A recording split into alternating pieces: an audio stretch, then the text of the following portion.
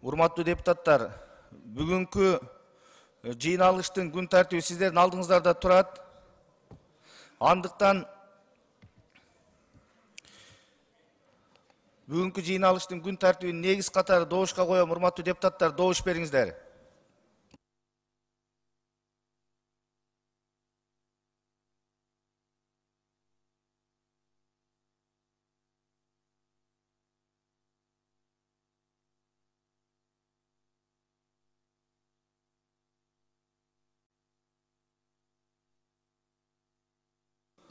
Макул 58, каршы жок, баары 58, катталды 64. Негиз катары кабыл алынды. Башка сунуш пикирлер жокпу? Жок болсо, урматтуу депутаттар, Алмаз Акунжанович, президенттин өкүлүндө сөз. Саламатсыздар, урматтуу депутаттар. Күн тартибиндеги 11-чи маселе Кыргыз Республикасынын укуктук бузуулар жана кодексине өзгөртүүлөрдү киргизүү тууралуу мыйзам долбоорун күн тартибине алып коюңуздарды суранабыз. Рахмат. Анда, урматтуу депутаттар, бүгүнкү жыйналыштын күн тартибин толугу менен добушка коем. Добуш бериңиздер.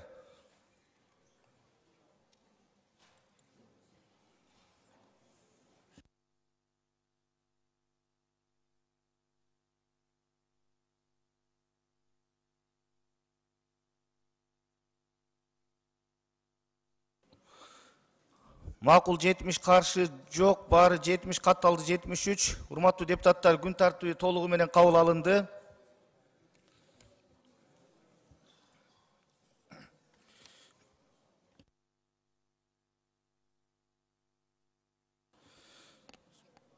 Урматтуу депутаттар, күн тартибиндеги биринчи маселени кароого өтөбүз. Кыргыз Республикасынын мамлекеттик символдору жөнүндө Кыргыз Республикасынын мыйзамына өзгөртүүлөрдү киргизүү тууралуу мыйзам долбоору экинчи окууга киргизилет. Демилгечилер Шакиев, Примов, конституциялык мыйзамдар, мамлекеттик түзүлүш, сот укуктук маселелери жана Жогорку Кеңештин регламенти боюнча комитет караган. Баяндамачылар Султанбекова Чолпон Алиевна, конституциялык мыйзамдар, мамлекеттик түзүлүш, сот укук маселелери жана Жогорку Кеңештин регламенти боюнча комитеттин төрайымы депутат Примов Улан Бердибаевич, мыйзам долбоорунун демилгечилеринин бири. Сөз баяндамачыда. Чолпон Алиевна. Рахмат, саламатсыздар, урматтуу депутаттар, урматтуу төрага. Кыргыз Республикасынын мамлекеттик символдору жөнүндө Кыргыз Республикасынын мыйзамына өзгөртүүлөрдү киргизүү тууралуу Кыргыз Республикасынын мыйзам долбоору экинчи окууга киргизилет. Демилгечи Кыргыз Республикасынын Жогорку Кеңешинин депутаттары Шакиев, Примов. Урматтуу депутаттар, экинчи окууга карата Кыдыкбаев Жаныбек Султановичтен мыйзам долбоорун референдумга чыгаруу же элдик курултайдын кароосуна киргизүү үчүн анын кароосун токтотуп туруу жөнүндө сунуш келип түшкөн. Ал сунуш комитеттин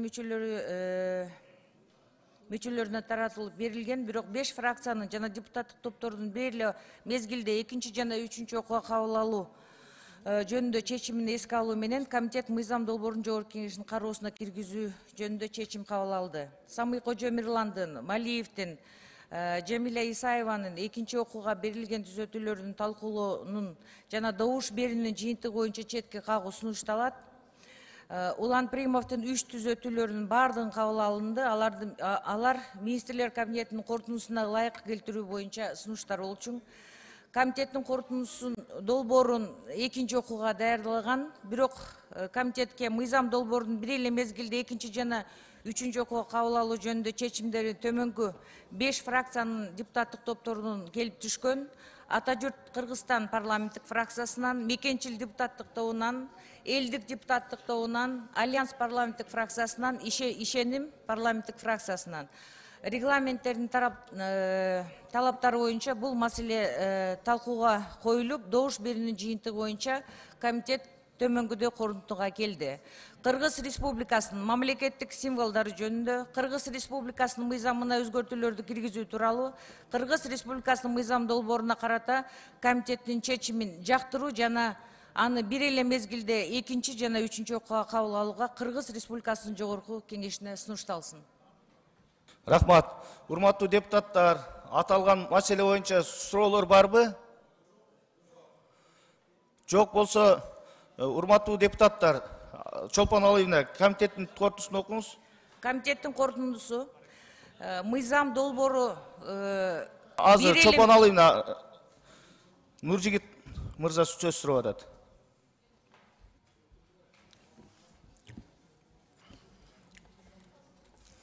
Assalamu alaikum. Билестерби, президентimiz бұл бойынша өзінің позициясын билдирди. Курултайдагылар кол чабышты, албетте добуш берген жок, бирок кол чабышты.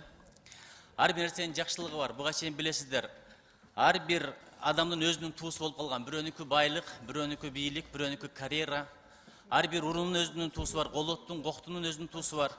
Бирок бул окуянын бир жакшы жагы, мен силерге айтып коеюн, элдин тууга болгон мамилесин өзгөрттү. Туу бир бириктирип турган фактор экенин дагы бир жолу элдин эсине жаңгылап койду. Бул өзү жакшы нерсе. Бирок мен бирдекени айтып коеюн деп атам. Япондордо бир сөз бар. Ханава сакура хитова буш деген сөз бар япондордо. Бул деген сөз гүл сакурадай болуш керек, адам самурайдай болуш керек деген. Самурайлардын символу бул гүл. Бирок гүлдөй назик болуп калат экенбиз деп туруп темир тезек өзгөрткөн жокко, бул биринчиден. Экинчиден, дүйнөдөгү эң күчтүү мамлекеттин флагын карасаңыздар, туусун карасаңыздар, матраска окшош. Бирок матраста уктап жатып калдык, ойгонолу деп алар эле өзгөрткөн жокко. Үчүнчүсү, дүйнөдөгү эң күчтүү партиялардын бири бул демократиялык партия акшыны. Алардын символу эшек. Рузвельт ошол партиядан чыккан, Кеннеди, Клинтон, Обама ошол партиядан чыккан. Ошон үчүн мындай ырым-жырым кылбастан эле ушул бойдон калтырсак жакшы болот эле. Эң башкысы бул, эң башкы фактор бул ынтымак. Караңыздар, элде журтта кичине бөлүнүп жарылып болуп атат. Соцсеттерде бирин-бири кырдык бычак болуп атат. Кече 2 депутатыбыз эмне болду? Ушул маселенин тегерегинде кээ бир жаш балдар түрмөгө кирип кетип атат. Эң акыркы аргументим, эгерде 6-чы же 5-чи чакырылышта депутаттар кабыл алса мейли дейт элем. Бирок муну легендарлуу парламент кабыл алган. Ошол легендарлуу парламентте ким бар эле? Сынган кылысы жазган Төлөгөн Касымбеков бар болчу. Болот Шамшиев бар болчу, жанагы караш-карашты тарткан, бөрү зынданды тарткан.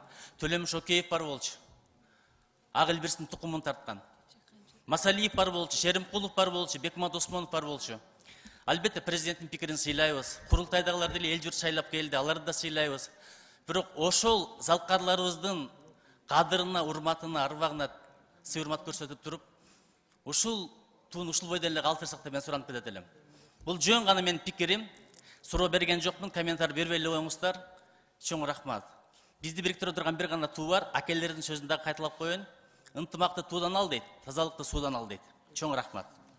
Рахмат. Башка суроо жок. Чолпоновна, комитеттин корутундусын окуңуз. Комитеттин корутундусу. Кыргыз Республикасынын мамлекеттик символдору жөнүндө Кыргыз Республикасынын мыйзамына өзгөртүүлөрдү киргизүү тууралуу Кыргыз Республикасынын мыйзам долбооруна карата комитеттин чечими жактыруу жана аны бир эле мезгилде 2-чи жана 3-чү окууга кабыл алууга жогорку кеңешке сунушталсын. Рахмат. Аппарат кошумча каттоо бериңиздер.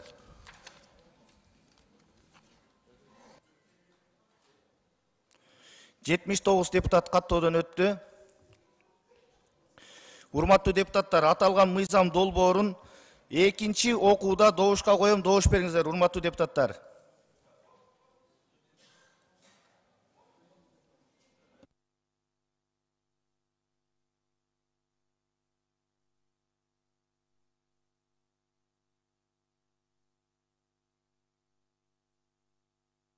Макул 58, каршы 6, бары 64 катталды 79.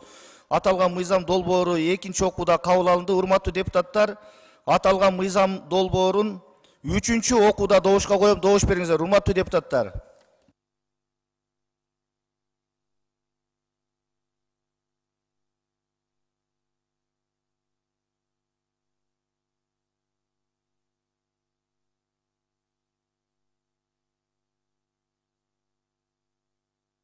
Макул 59, каршы 5, бар 64 катталды 79. Урматтуу депутаттар, аталган мыйзам долбоору 3-чү окууда кабыл алынды. Урматтуу депутаттар, сиздердин баарыңыздарды мамлекеттик туунун оңдолушу менен куттуктайм. Бул эч кандай өзгөртүү эмес, бул оңдолуу. Урматтуу депутаттар, мен ойлойм, парламент легендарлуу парламент деп эле кайталай бергенден эч натыйжа жок. Ар бир доордун, ар бир мезгилдин өзүнүн легендасы болот. Мен ойлойм бүгүнкү парламенттагы, бүгүнкү чакырылышта парламенттагы сөзсүз ушул мамлекеттик тууну оңдогон парламент катары легендарлуу болуп калышы толук мүмкүн, урматтуу депутаттар. Андыктан баарыңыздарды куттуктайм. Ар кандай ача пикирлер болду, ачуу сөздөр болду. Айрыкча менин дарегиме коомчулук тарабынан көптөгөн сын пикирлер айтылды, бирок мен анын баарын мыйзам ченемдүү көрүнүш деп кабыл алам. Катуусу да болду, орунсузу дагы көп болду. Мен аны ачык айтып коюшум керек, бирок мен эч кимисине жооп берген жокмун. Бирок мен ойлойм, мына жооп ушул деп ойлойм, татыктуу жооп болду деп ойлойм. Урматтуу депутаттар, баарыңыздарды куттуктайм.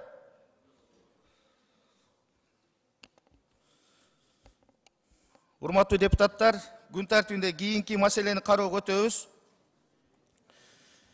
Күн тартибиндеги экинчи маселе мамлекеттик жарандык кызмат жана муниципалдык кызмат жөнүндө Кыргыз Республикасы мыйзамына өзгөртүүлөрдү киргизүү тууралуу мыйзамдын долбоору 3-чү окууга киргизилет. Демилгечи Чойбеков депутат, конституциялык мыйзамдар, мамлекеттик түзүлүш, сот укук маселелери жана Жогорку Кеңештин регламенти боюнча комитет караган. Баяндамачылар Султанбекова Чолпон Алыевна, конституциялык мыйзамдар, мамлекеттик түзүлүш, сот укук маселелери жана Жогорку Кеңештин регламенти боюнча комитеттин төрайымы. Депутат Чойбеков Бактыбек Каныбекович, мыйзам долбоорунун демилгечиси. Сөз баяндамачыда. Кечиресиздер, чакырылгандарды айтып коеюн. Чакырылган Байдылдаев Мурат Курманбекович, министрлер кабинетине караштуу мамлекеттик кызмат жана жергиликтүү өз алдынча башкаруу иштери боюнча мамлекеттик агенттиктин директорунун орун басары. Сөз баяндамачыда. Чолпон Алыевна. Урматтуу депутаттар, комитеттин корутундусу. Мамлекеттик жарандык кызмат жана муниципалдык кызмат жөнүндө Кыргыз Республикасынын мыйзамына өзгөртүүлөрдү киргизүү тууралуу Кыргыз Республикасынын мыйзам долбоору 3-чү окууга кабыл алууга Кыргыз Республикасынын Жогорку Кеңешине сунушталсын. Урматтуу депутаттар, аталган мыйзам долбоору 3-чү окууда кабыл алынып атат, каралып атат. Суроолор жокпу? Жок болсо комитеттин корутундусун окуңуз. Комитеттин корутундусу мыйзам долбоору 3-чү окууга Жогорку Кеңешке сунушталсын. Аппарат кошумча каттоо бериңиздер. 80 депутат каттоодон өттү. Урматтуу депутаттар, аталган мыйзам долбоорун 3-чү окууда добушка коем, добуш бериңиздер.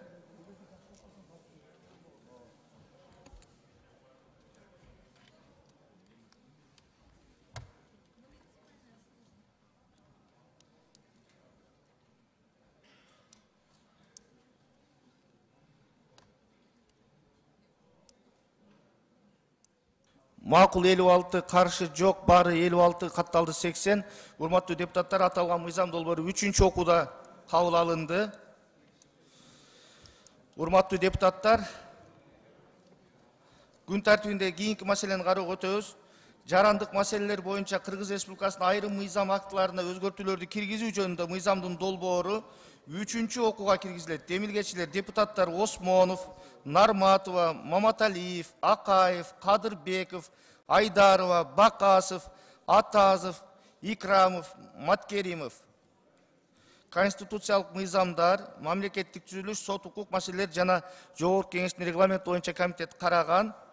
Баяндамачылар Султанбекова Чолпон Алыевна, аталган комитеттин төрайымы. Депутат Осмонов Айбек Жапарович, мыйзам долбоорунун демилгечилеринин бири. Чакырылгандар Коңкубаева Үмүткан Ургазиевна, Кыргыз Республикасынын башкы прокурорунун орун басары. Шайназаров Тынчтык Ураимович, шайлоо жана референдум өткөрүү боюнча Борбордук комиссиянын төрагасынын орун басары. Сөз баяндамачыда. Рахмат, урматтуу депутаттар, мыйзам долбоору 3-чү окууга кабыл алууга сунушталып атат. Комитеттин чечими Кыргыз Республикасынын мыйзам долбоорун 3-чү окууга кабыл алууга Жогорку Кеңешке сунуштайбыз. Урматтуу депутаттар, аталган мыйзам долбоору 3-чү окууда каралып атат. Суроо жокпу? Жок. Урматтуу депутаттар, суроо жок болсо кошумча каттоо бериңиздер, аппарат. 80 депутат каттоодон өттү. Аталган мыйзам долбоорун 3-чү окууда добушка коем. Урматтуу депутаттар, добуш бериңиздер.